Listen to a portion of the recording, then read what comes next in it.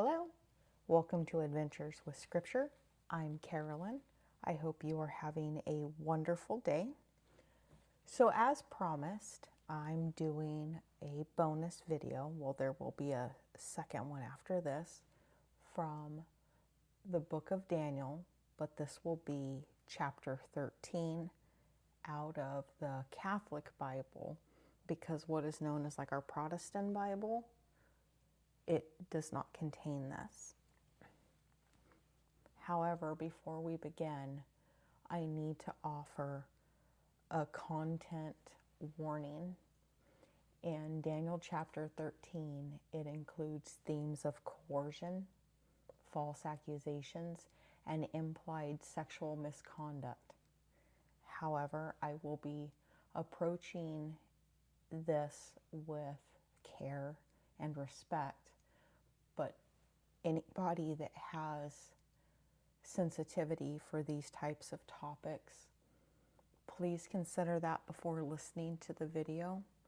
As much as I love to have people view and watch and like and even comment, if you are unable to watch this, I completely understand.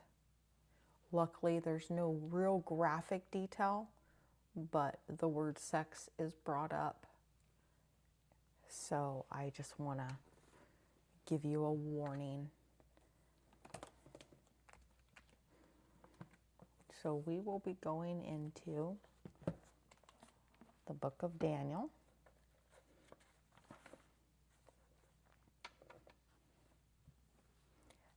There was a man named Jehoiakim who lived in Babylon.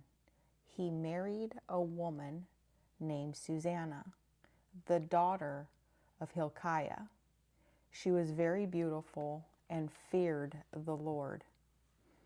Susanna's parents were righteous people, so they had raised her to follow the laws of Moses.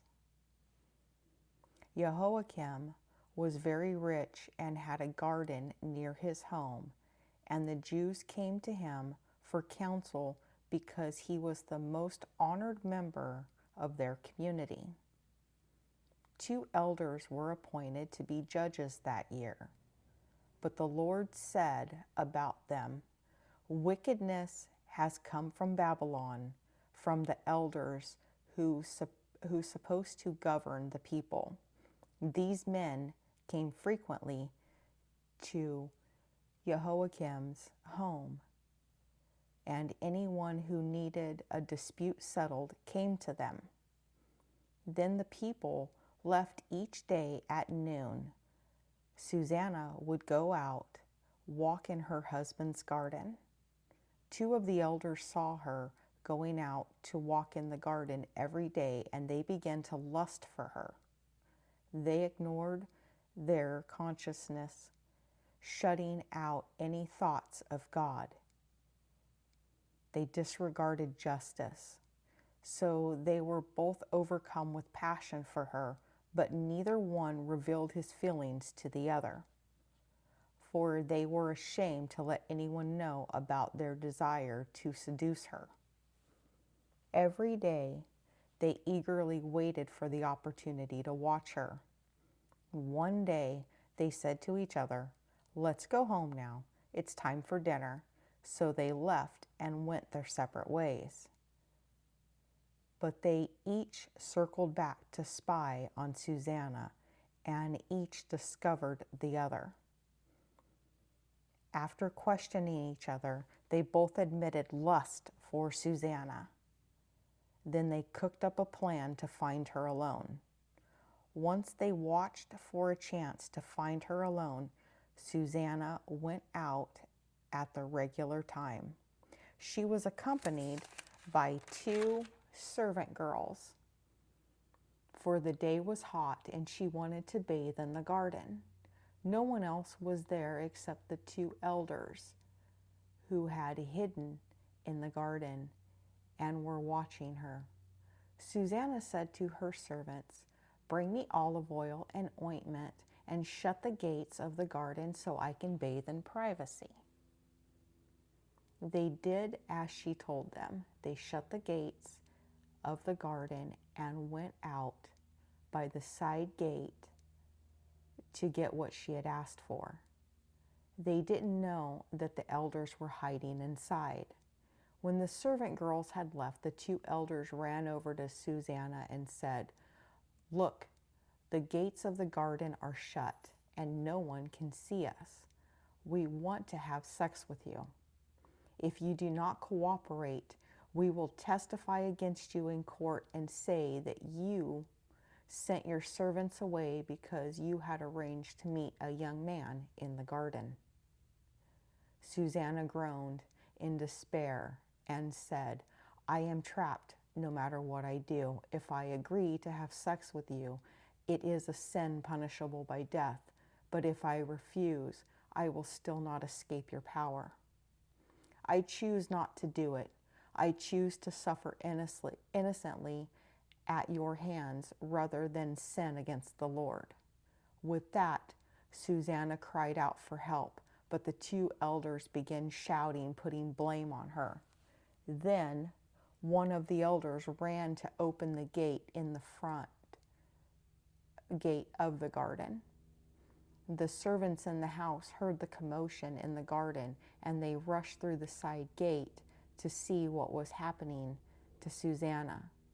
As the elders told their story, the servants were dismayed, for no one had ever accused Susanna of such sin. The next day the people came to the usual, The next day the people came as usual to Joachim's home. The two elders also came, fully determined to carry out their wicked plot against Susanna to put to death. In the presence of all the people, they said, "Send for Hilkiah's daughter, Susanna, the wife of Joachim." So they sent for her at once, and she came to the assembly with her parents, her children, and all her relatives. Now Susanna was very refined and beautiful. Her face was veiled, but those wicked men commanded that she take off her veil. They did this so they could at least feast their eyes on her beauty, while Susanna's friends and everyone else wept. The two elders stood before the assembly to lay hands on her head and accuse her of sin. Through her tears, Susanna looked up toward heaven. She trusted in the Lord. Then the elders said, "As we walked in the garden alone, this woman came in with two servant girls and shut the gates of the garden and then sent her servants away. Then a young man who was hiding there came out and had sex with her. We were in the corner of the garden, and when we saw this crime, we ran over to them. Although we hadn't seen them lying together, we could not catch the young man because he was too strong for us. He opened the gates and ran off. But we did catch this woman. When we asked her who the young man was, she would not tell us. We testify that this is what we saw. Since the two men were the elder judges, the crowd believed them and condemned Susanna to death. Then Susanna cried out with a loud voice, "Eternal God, you know things that are hidden, and you foresee all things. You know that these men have testified falsely against me, and now I'm going to die, even though I have done none of the things these wicked men have said about me." The Lord heard Susanna's cries. So when she was being led away to her execution, God stirred up the righteous spirit of a young man named Daniel. He shouted, "I will have no part in the shedding of this woman's blood." Then all the people turned to Daniel and said, "What are you talking about?" He stood before them and said, "Are you so foolish, you people of Israel, that you have condemned a daughter of Israel without a proper trial? Return to the court, for these witnesses have given false testimony against her." So all the people quickly returned, and the other elders said, "Daniel, come, sit here among us and show us your reasoning, since God has given you wisdom of old age." Daniel said to them, "Separate these two witnesses, and I will cross-examine them separately." So when they had been separated, he called for one of them and said to him, "How evil you have grown in your old age. Now the sins of your early days have caught up with you.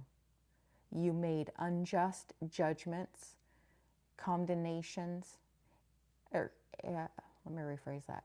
You made unjust judgments, condemnation of the innocent, and let the guilty go free.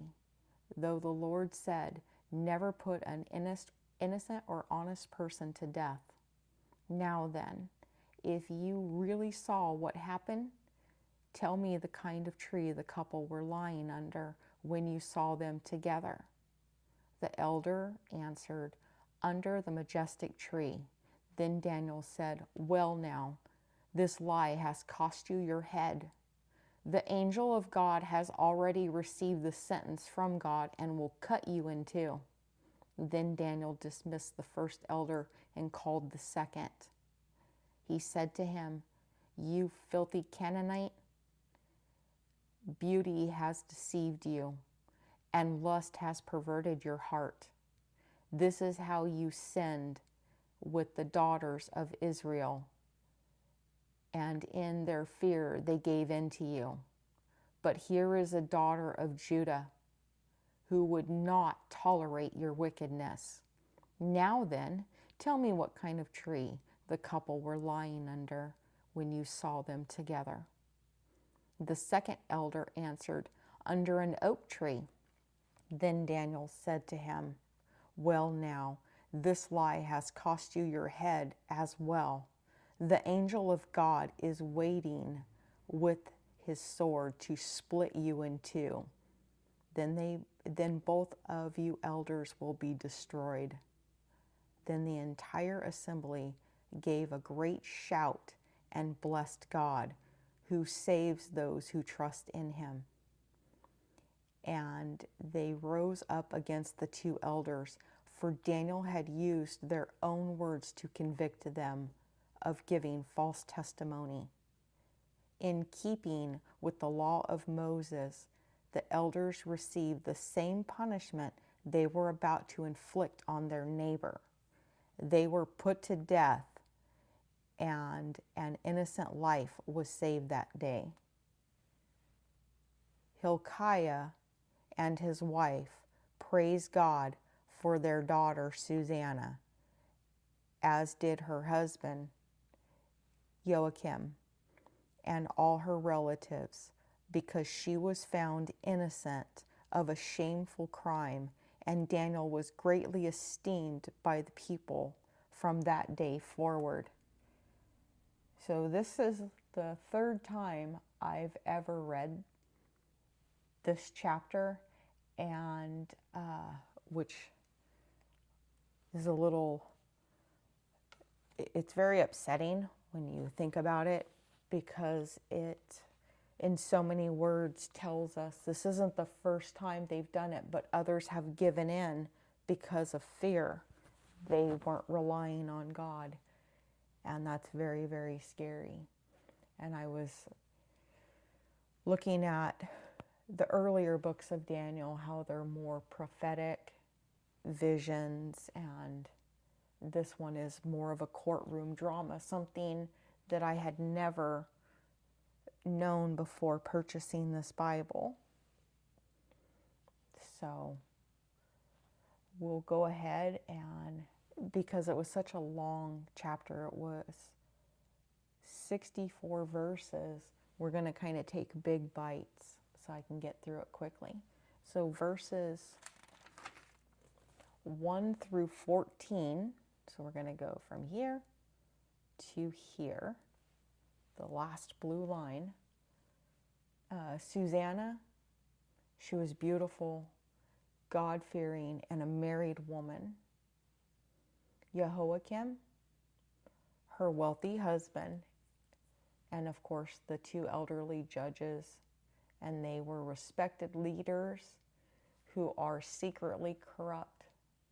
Boy, seems like it doesn't matter what the date or the year is, we sure deal with a lot of corruption, don't we? From the beginning of time. These elders are supposed to represent justice, but instead, what do we see?